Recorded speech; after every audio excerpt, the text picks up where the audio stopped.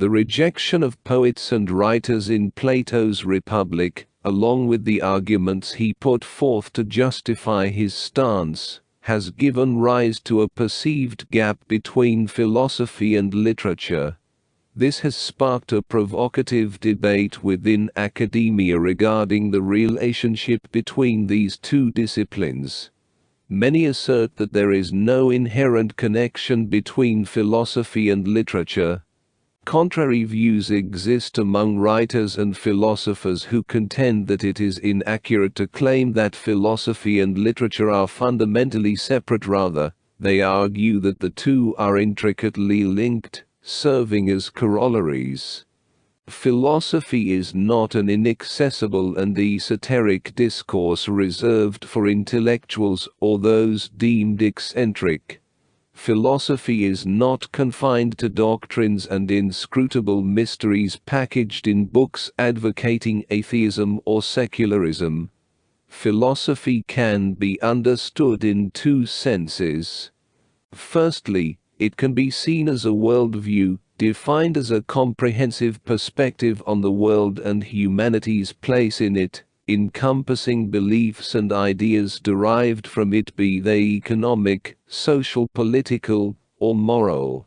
Within this framework, we distinguish between a communal worldview, an unconscious amalgamation of beliefs, and a philosophical worldview, characterized by a systematic and prognostic compilation of beliefs, practices, concepts, and ideas. Secondly, philosophy can be viewed as a rational critical discourse primarily aimed at self-understanding. Philosophy becomes the criticism of the ideas shaping our lives. In this context, philosophy is reactive, argumentative, and challenges established explanations of ourselves and our beliefs. The term itself is entangled in a litany of definitions stemming from its problematic elucidation and etymology. Literature can be precisely defined as a written, imaginative, and literal work possessing significance and enduring artistic value. It must be imaginative, written, and infused with artistic values. Drawing connections between literature and philosophy, Aulus Gunn posits two general points of relation. Firstly, both are forms of social consciousness, representing constructions of language. The initial layer of their interconnectedness lies in the fact that both literature and philosophy are inherently social phenomena, as asserted by Oladipo.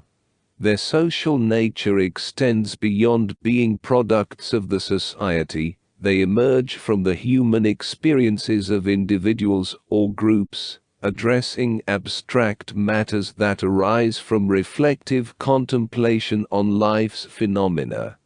Both disciplines are deeply rooted in culture and cater to the intellectual and practical needs of society. They share a common focus on the human person in various aspects of experience, reflecting a shared pursuit of a better understanding and resolution of human existence.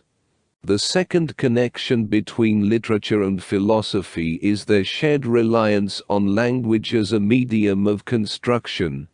Philosophy formulates and clarifies concepts, while literature utilizes these words to convey ideas, characters, moral principles, and to expand upon realities. Furthermore, both disciplines serve as mirrors reflecting the society's development and state. The philosophy of an era and the literature of a period provide insights into the nature, problems, and realities of that time, encapsulating the beliefs of individuals about their surroundings. Philosophy, as defined earlier, is normative, offering norms to regulate thinking and behavior in society through the critical examination of prevailing ideas. Similarly, literature conveys morality pedagogically through thematic elements. For instance, works like Acheb's Things Fall Apart or The Beautiful Ones Are Not Yet Born, and Woolsonka's writings embody this normative aspect. Both philosophy and literature are systematic presentations, avoiding mere haphazard amalgamation. They are deliberate constructs with structured elements. The dynamic interaction between philosophy and literature involves a mutual exploration of each other's areas of discourse. Crucially, philosophy engages with literature through the instrument of critical inquiry. Literal criticism involves the philosophical analysis and judgment of works of art and literature.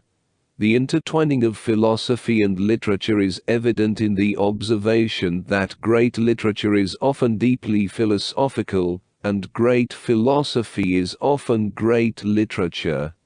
This fusion is exemplified by renowned philosophers, with many presenting their ideas in literary forms, as seen in Plato's dialogues. Notably, philosophers like Nietzsche and Wittgenstein employed a dramatic and aphoristic style in their writings. To rightfully assume its place and fulfill its societal function, literature must incorporate elements of philosophy. In fact, certain literary works, such as Shakespeare's Romeo and Juliet, are widely acknowledged as having philosophical dimensions.